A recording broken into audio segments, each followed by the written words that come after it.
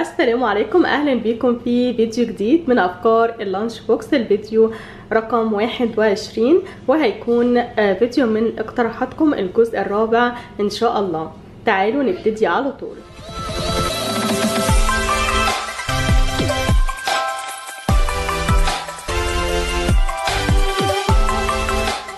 قبل ما نبتدي بس حابه ان انا اعتذر لكل حد انا ما قدرتش ان انا انفذ الاقتراح بتاعه، بس ما شاء الله الاقتراحات كانت كتيره جدا والايام قليله جدا، فانا بعتذر لكم مره تانية. الحاجه التانية ان انا اعذروني ان انا هوقف التعليقات اللي في الفيديو.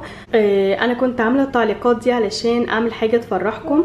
في الاونه الاخيره بقت التعليقات كتيره جدا ما شاء الله يعني، فلما ما بقدرش انا احطها كلها في الفيديو لقيت في ناس كتير بتزعل.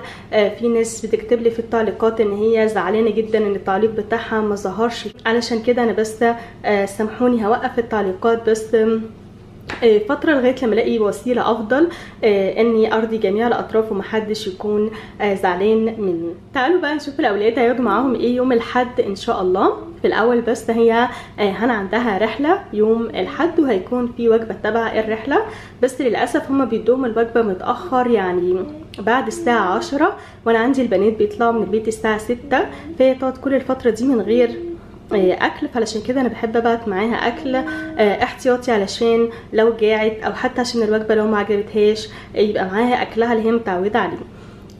الاقتراح بتاع النهارده من 2 هما ماي تي في وسوبر ستارز 911، وهم قالوا ساندوتش جبنه كيري، فانا عملت هنا للثلاث اولاد ساندوتش جبنه كيري، وقالوا كمان زيتون وفراوله وحاجه حلوه من كيندر وحليب بالشوكولاته وبسكوت، وده كل حاجه. هنشوفكم لما يرجعوا ان شاء الله. السلام عليكم. الاطفال رجعوا من المدرسه والحضانه وهنشوف هم اكلوا ايه النهارده. هبتدي الاول بسما، هنا سايبه شويه من البسكوت بس هنا اكلت كل حاجه، هنا تقريبا واكله واحده او 2 من الزيتون، وهنا كويس اكله كل حاجه. نشوف هنا، وهنا كان عندها الحفله النهارده، الرحله معلش كان عندها رحله النهارده، اكلت شويه من هنا واكلت تقريبا حته من دي، مش عارفه مين اداها البريتزلز، وهي اكلت معاهم كمان في الرحله بس كويس يعني. وميزو اكل برضو في الحضانه النهارده، فهو هنا اكل كل حاجه ما عدا بس الساندوتش، وده كل حاجه. وهنشوفكم بكره ان شاء الله. السلام عليكم. تعالوا نشوف الاولاد هياخدوا معاهم ايه يوم الاثنين ان شاء الله. يوم الاثنين سما هيكون عندها رحله وفي وجبه في الرحله، بس انا برضو بحب اديها اكل زياده. الاقتراح بتاعي النهارده من 2 حبيت اكملهم مع بعض. هما دودو مصطفى وسعود 12، هما الاثنين اتفقوا على الساندويتش ان هو يكون تورتيلا جواه فراخ كريسبي وخس وجبنه شيدر. فانا جبت هنا التورتيلا الصغيره اللي انا وريتها لكم في مشتريات اللانش بوكس، وهحط لينك للمشتريات في صندوق الوصف. فجبتها وحطيت عليها مسحه من المايونيز خاص والفراخ الكريسبي وجبنه شيدر ولفتها بالمنظر ده، وعجبتني قوي الحجم بتاعه ان هو يدوب صغير كده على قد الاطفال. وكمان دودو قالت ان احنا نحط اناناس كمبوت بس انا مش عندي، فسعود 12 قالت ان احنا نحط فراوله ومانجا فده متوفر، فميزو وهنا هياخدوا فراوله وسام هتاخد مانجا. برضو بالنسبه دودو قالت نحط طماطم بس انا عندي للاسف ميزو هنا مش بياكلوها، فحبيت ان انا ابدلها بخيار، فهنا عندي التلاتة هياخدوا خيار على شكل ورد صغير، وهي قالت ياخدوا كمان لبن بالشوكولاته حاجه حلوه من جيلي الهمبرجر. وكمان انا مزوده بس هنا لهنا بسكوت مملح. ده كل حاجه، وهنشوفكم لما يرجعوا ان شاء الله. السلام عليكم. البنات رجعوا من المدرسه وميزو رجع من الحضانه، وهنشوف هم اكلوا ايه النهارده. هبتدي الاول بهنا، ما شاء الله هنا اكلت كل حاجه. هنشوف سما،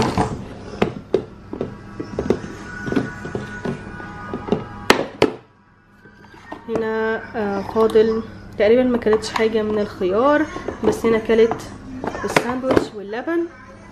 وهنا تقريبا ما كلتش حاجه تقريبا من المانجا، بس هي اكلت معاهم وجبه في الرحله. ميزو هنا اكل كل حاجه، وهنا هو قال لي ان هو ما عجبوش الساندوتش مع ان طعمه جميل جدا يعني. بشكركم على الاقتراح الجميل ده. فهو اكل اللي جوه الساندوتش وساب الباقي. وهو اكل معاهم النهارده في الحضانه رز مع خضار وعصير وكيكه، فالحمد لله يعني هو اكل معاهم. ده كل حاجه، ونشوفكم بكره ان شاء الله. سلام عليكم.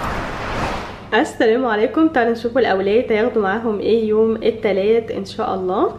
ويوم الثلاث هيكون من اقتراح توت ستارز تيسير اعتقد. فهي قالت كرواسون بالجبنه الرومي، فعندي هنا ميزو وسما هياخدوا كرواسون بالجبنه الرومي، بس هنا مش عايزه كرواسون فهتاخد ساندوتش عادي برضو فيه جبنه رومي. وقالت فراوله مع نوتيلا، فهم التلاتة واخدين فراوله مع نوتيلا. وقالت خيار وجزر، انا حاطط لهم خيار هنا بس. وايمن امز كحاجه حلوه، ولبن اكتمل، فهم التلاتة برضو واخدين لبن اكتمل. انا بس هنا زودت بروتين حاجه حبه هنا من البيبروني لكل واحد فيهم. وده كل حاجه، وهنشوفكم لما يرجعوا ان شاء الله. السلام عليكم. البنات ومعاذ رجعوا من المدرسه والحضانه، وهنشوف هم اكلوا ايه. هبتدي بهنا، هي كان عندها النهارده ستار اوف ذا ويك، فواضح ان هي ما شربتش ده. وهنا اكلت الام امز، اكلت البيبروني والساندوتش بس سابت الخيار. وهنا اكلت، هي اكلت قليل من الفراوله بس خلصت النوتيلا، مش عارفه ازاي مش عارفه ازاي عملت كده. والكيس ده عشان بس لو حد سالني، ده كيس تلج بحطه في الفريزر من بالليل. هاتي ميز، بحطه في الفريزر من بالليل بيكون مجمد، وبعد كده ببعته معاهم علشان يحفظ الالبان وتفضل ساقعه لغايه لما ترجع، او لغايه لما يشربوها طبعا في المدرسه. شوف هنا سما برضو هنا مشربتش الاكتمل. هنا برضو الخيار قاعد. نشوف ميزو لغايه لما سما تجيب العلبه فين اللي فيها شوكولاته ونوتيلا، شوكولاته وفراوله. في المدرسه. نسيتها في المدرسه؟ طيب اظن ان هي في المدرسه، لكن ما اعرفش جبتها ولا لا. ماشي. ميزو هنا اكل كل الفراوله، سايب شويه من النوتيلا، وهنا سايب اللبن، وسايب هنا شويه صغيرين من الخيار.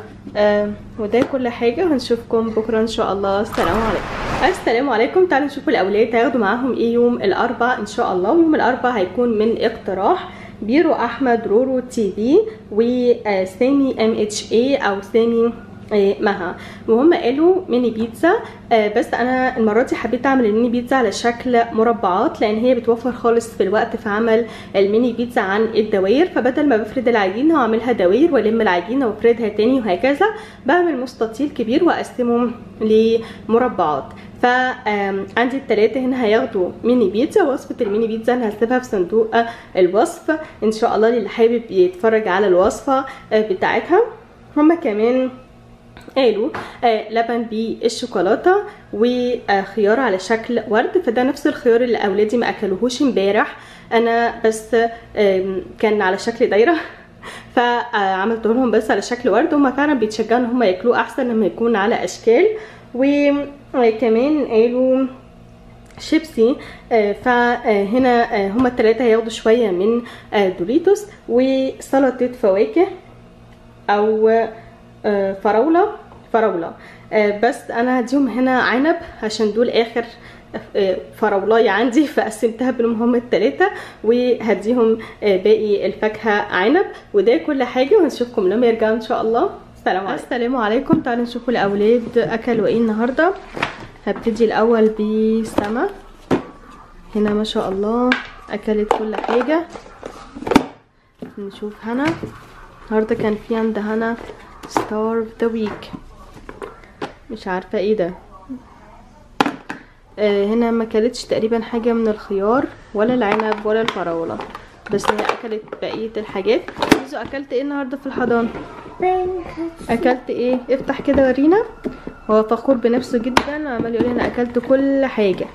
ايه ده؟ صح، انت اكلت كل حاجه فعلا، صح؟